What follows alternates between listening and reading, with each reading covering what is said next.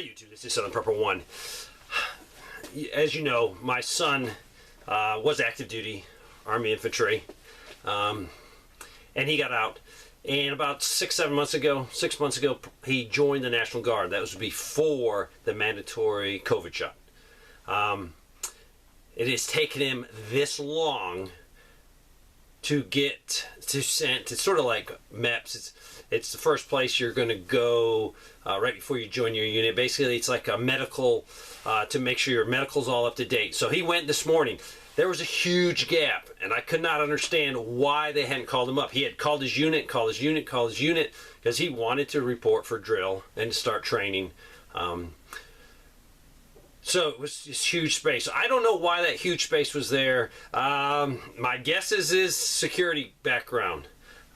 Maybe a security check, which he's got everything.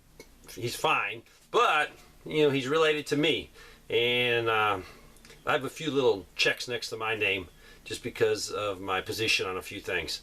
So I thought maybe that was going to bar him, but he's in. So he went down this morning. Had to go a good little drive to get his medical stuff up to date so he can report for his first actual drill. This is Army National Guard, South Carolina. So he gets there, and he knew they were going to ask him about the jab. And he'd get in line, and a new little lieutenant, you know, asked him, and he said, "No, I'm not going to get it."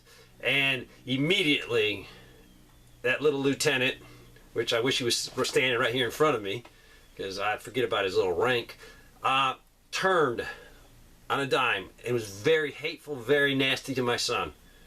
Yeah, I wish he was standing right here, right now.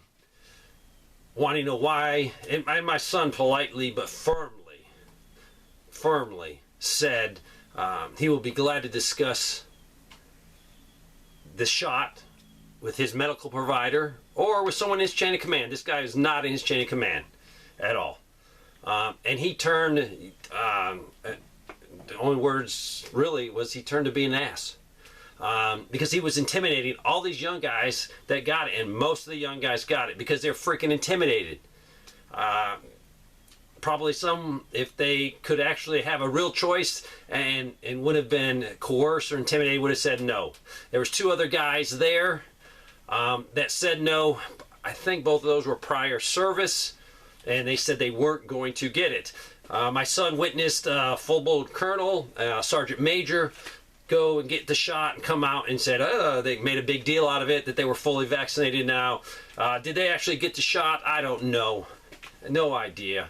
Or if they're just there to make sure everyone gets it and using their rank as an intimidation factor. I find it disgusting.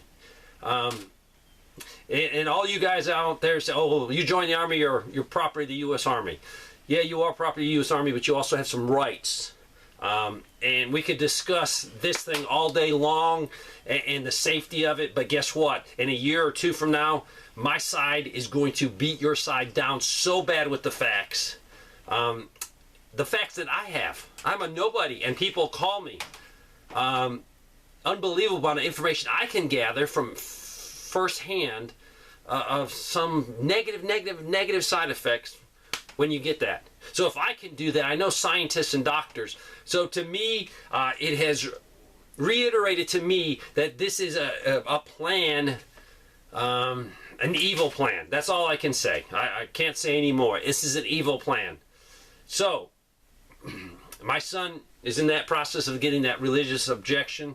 My son is willing, probably go to the brig, send him to the brig for 6 months. He's not going to get it. And if you look at the development, what they did, what they had to take and use to produce that, bottom line, it was murder. Look into it. Study it. I can't say nothing on YouTube because, bang, I'll be off. Look into what they had to use to do that. Mind-blowing. Mind-blowing. So anything, a religious objection should have no problem. I saw bishops said that any Catholic should be able to get a religious objection.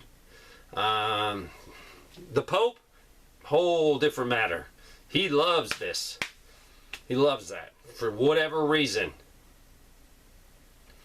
So definitely my son had some coercion, some pressure. So I know what you active duty guys, I know you're 19-year-old kids that I know why you're buckling. If you've never been in the military, you don't know the influence, the coercion, the pain, the suffering. You have to be a strong person to say no. So if you've already said no, say no. There's life after the Army. Trust me, there is. There's life after the Army, or life after the military. Yeah, I wish that little lieutenant was in front of me. Just so much wish he was. So I could address him the same way he addressed my son. Coercion, intimidation. I find it revolting. Revolting. So I don't know how long my son will be in the National Guard. He could definitely be kicked out, and he understands that, and it doesn't really matter to him. Maybe we'll form our own army. The Free American Army, where you have your freedom still to make choices.